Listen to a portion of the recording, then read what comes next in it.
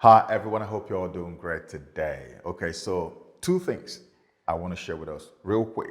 All right. Um, a lot of you know me to be very much into the whole Russia-Ukraine war, and I've tried my best to update us a few times in the past, both on YouTube and on Twitter and beyond, right?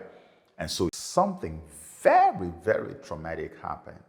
The leader of Wagner PMC, Yevgeny Prigozhin, died in a private plane crash in Russia. And only days ago, Prigozhin had made a video from the continent of Africa showing the whole world that he was in Africa and that they were now ready to liberate Africans from the colonial masters or from the colonial stranglehold that African countries have been under for ages. Need I tell you that it was Wagner PMC that was instrumental in the successful takeover of government by the military that happened in Mali, in Burkina Faso. And they have also fought in Central African Republic to keep the government in power. And now the military government that came to power in Niger is also in partnership with Wagner PMC. So Wagner has gained a lot of popularity on the continent of Africa, to the extent that many Africans now have such a favorable outlook or favorable feeling towards Wagner, even to the point of saying, we don't mind joining Wagner. If they are only ready to receive us, we will join them like today. This is how popular Wagner is on the continent of Africa. And when the news came that the head of Wagner PMC had died, understandably, a lot of people reached out to me. Oh, Joe, what's going on? Brother Joe, what's happening? So does that mean that the work that Wagner came to do in Africa, in Niger, that they can't do it anymore? What happened? Why did he die? A lot of people also started speculating about what happened on June 22nd, 2023, either 22nd or 23rd, when that mutiny happened in Russia, when that failed coup attempt happened, which was led by Prigozhin himself. Remember, it was all over the place. It was all in the news. To everybody who cares to know, there are too many things to say about what Prigozhin did. I know that Vladimir Putin called him a traitor when that thing happened. I know that the West and Western media were celebrating the fact that Putin was losing his power and that Prigozhin was a formidable challenger to Putin. And I laughed because I could not get myself to understand how that anybody would, in their right senses, think or imagine that any man of the stature of Prigozhin could remove Vladimir Putin, the president of Russia, who was the head of KGB before he became the president. He's been there for ages. I don't know how many people who know more about Russia, the Federation, than Putin. And so you think Prigozhin will just wake up and knock him out of power. That made me laugh so hard. And I was right to laugh because it ended even quicker than it started. So everybody believes that what happened when the plane crashed and Prigozhin was in it, that what happened was Russian president getting back at him. Because, as Putin had said, that mutiny, that act of betrayal would never be forgiven. So everybody believes he has now carried out his revenge on Prigozhin. You want to know what I think? I won't tell you now. See, if you have reported on anything that has to do with war, I'm not even like a professional war reporter, but from the little experience that I have gained over the years, It is not right. It's not professional to jump into conclusions when events like this happen and the details are still unfolding in bits. You don't jump into conclusion. You wait until the whole dust settles. Then you can pick up the real substance that you're looking for. And then nobody can ever again say whatever you present because you're going to be in the right. And that's what I have chosen to do. I will wait for all the dust to settle, and then I will give you my take on why what happened to Prigozhin actually happened to him. So, on the question as to whether the mission of Wagner PMC in Africa has now been aborted because Prigozhin is out of the way, my answer to that is capital no. The mission has even now taken on a whole new life of its own. So here's what you need to know. Wagner PMC is the brainchild of Vladimir Putin. Wagner PMC is owned by the Russian Federation. Wagner is not a private property of Yevgeny Prigozhin. Wagner belongs to the state. Putin does not have to be loyal to Prigozhin's Wagner. Prigozhin and his Wagner are supposed to be loyal to Putin because Putin is the boss and Wagner is his brainchild. Russia owns Wagner. Wagner doesn't own Russia. So what does that tell you? Expressly, that should let you know that even before the displacement of Prigozhin happened, replacements were already waiting to get to work.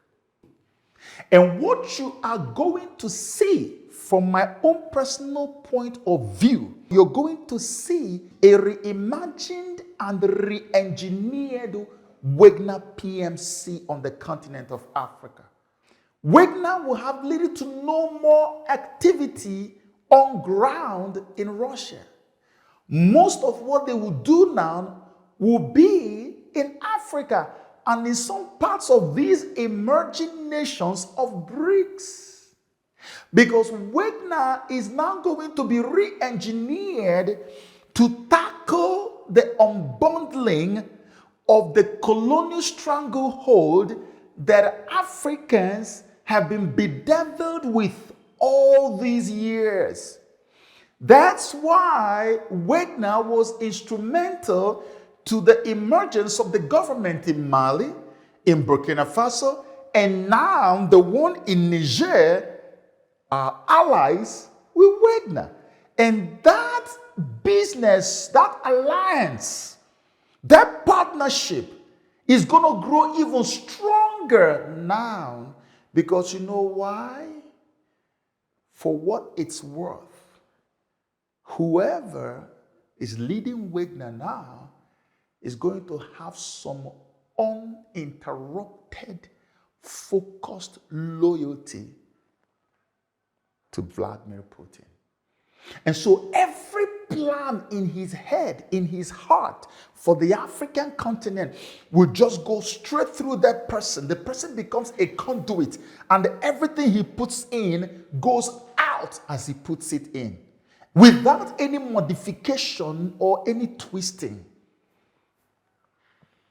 Perfect, loyal candidate as a leader. Look at what happened in South Africa. I told you to watch out for this 15th BRICS summit taking place in South Africa. You see what has happened? What has happened in South Africa now is that BRICS is now BRICS plus 6. 6 more countries have been added. And if you look at the geopolitical chess game that was played in South Africa with the admission of these 6 countries, you will know that indeed, like I've said in those my videos, the multipolar world is here and here to stay. It was the Saudi Arabian financial power, the Saudi Arabian energy power that gave the dollar its petrodollar status in the world. That's how the dollar became so powerful that you couldn't trade in energy on the international level without using the dollar. That's why it became petrodollar. Saudi Arabia made that happen. Guess what? Saudi Arabia is one of the 6 countries now cleared to be admitted into BRICS, and their membership is going to be activated in 2024, just a few months from now. Egypt is one of them. Can you imagine such a strategic and powerful ally of the United States of America in the region? United Arab Emirates, are you hearing names? Ethiopia, Argentina, Iran, these powers are the ones that were chosen to now join BRICS. That has permanently changed the game. And this is why I kept saying that no matter what happens, by the time this summit is over, people are going to get a feeling, and they will feel it not just in their heart, you will see it manifest, that a multipolar world is here, and the unipolar world is basically on its way out the door. So imagine now with Saudi Arabian financial power, with Iran, with Egypt and all these people, and with the BRICS nations that already make up 40% of the world population. And now imagine that they float a BRICS currency to replace the dollar. Imagine how efficient and powerful that will become. Do you see what is happening? This is why the new Wagner PMC will be reimagined and re-engineered beyond whatever Prigozhin had in mind, beyond whatever Prigozhin had done with the organization. It has to be reimagined as the other arm of this movement to free Africans and all the enslaved colonies of the colonial West, free them from colonial stranglehold by any means possible. This is what I want you to look and watch out for. You're going to see it happen. That's my own personal opinion from everything that I have looked at. It's a whole new day at BRICS. It's a new day at Wagner. Nothing will be affected. Everything they signed up to do in Niger, everything they plan to do on the continent of Africa, they will do it even 10 times more and better. Now, watch, you'll see. There's no single vacuum, no leadership vacuum anywhere. You will not see one. You watch, you will see a single leadership vacuum. A transition just happened. A metamorphosis just happened. And you're going to see what will come out of that metamorphosis. It will shock everybody. No one saw this coming. But this is what I want you to watch out for, because that's what's going to happen. Our world is changing before our eyes. And hopefully, the blind bats around us will see this and read the handwriting on the wall and be better advised. I pray that God will help us. And I pray that the situation in Niger is going to help to shine the light on where our world is headed, which is multipolar. Africa must be free. Africa will be, in our lifetime, we will see Africa break loose. There's going to be a prison break. It's happening already. Africa is breaking loose. And that shine that we were destined to shine, we will shine it in this lifetime. I can see it already happening. So that's that. The second thing I wanted to share with us is something that has bothered me really bad. And I've also made a video about this. So you see, I made a video and talked about this thing that you call chemtrails. Chemtrails are things that are very common in the West, in America, in Europe, everywhere. In fact, America's own is the worst. Like every day I stepped out of my house and I looked up in the sky, I saw chemtrails all over. I can't remember any day. You will just wake up every day, you look in the sky, you must find it somewhere. If you don't find it where you're standing, you move a little bit, you'll find it somewhere in the sky. These things are dangerous. If you watch my video that I did about these chemtrails, they are said to contain what you call cancer microbes. Cancer microbes that causes cancer on a large scale. They also contain agents that cause male sterility. In other words, impotence in men. Now, here's one thing I need you to ask yourself.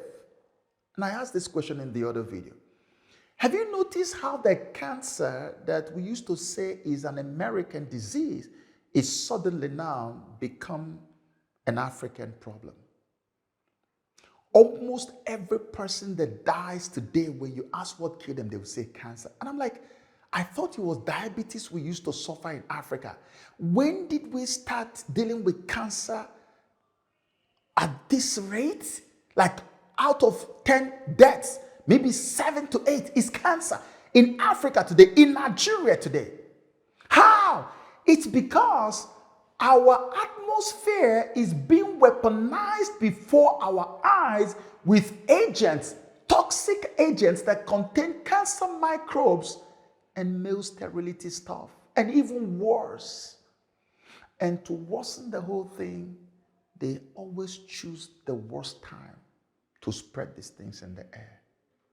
I have personally, with my phone, videoed multiple chemtrails in session in the skies over Lagos, Nigeria.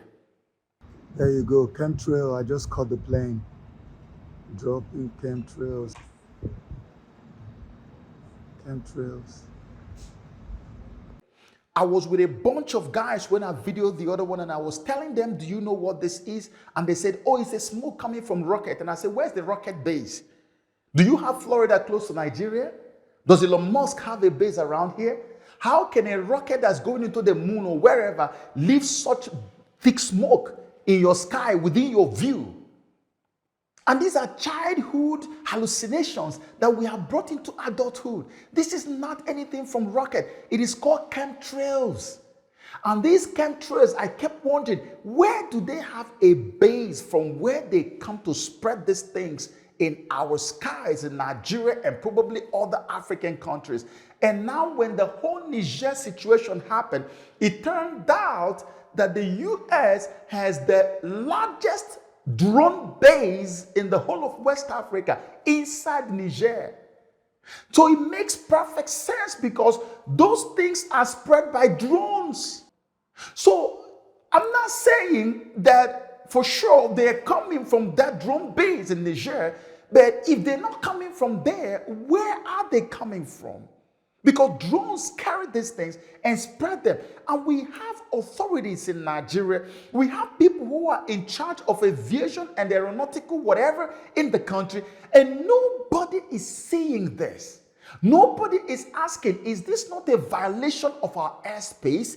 Even if they took permission to fly in our airspace, did you ask them what is it that they are actually doing in our airspace? You can see, I videoed one, and I videoed while the drone was moving and the chemtrail was just dumping. And you can imagine when the rain falls from the clouds and drops this thing on the people, the disease become even far more rampant.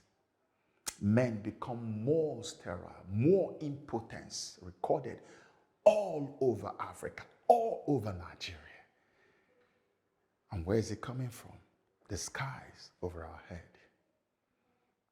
After I videoed this particular one, I became alarmed. And I said to myself, I'm going to have to make a video so that whoever is responsible, whoever is in charge of the skies in Nigeria, if we are not too timid to challenge the slave masters because of this evil slave master-slave relationship, can we now go and probe this evil that keeps happening? In Lagos State, I've videoed this in 2 to 3 times. In fact, there's another one that happened again. I couldn't video anymore. It's more frequent, more rampant these days. Why can't this be stopped? Because these things are destroying our people. They are weaponizing the skies over us. They are weaponizing our atmosphere. If we don't stop it, if we let it continue, any disease they want to pump into the system, it will be so easy for them. They will just spread it, and it's within view. That's how close it is. They will spread it, and the next time you see, people are dying and perishing, and we're looking for solution, and you rarely even find any solution to such diseases because you don't know where to start curing them. May God help us in Africa. May God help us. May God give us the grace and the strength to stand up and become whom He wants us to be. We were not born to be slaves. We were born to be freeborns. And we are taking back our freeborn status and saying no to slavery. I pray that God does this for us. But whatever happens, and for whatever it is worth, I want to let you know that it is Africa's time. And this time around, we're going to get it right. And God's name will be glorified. God bless you.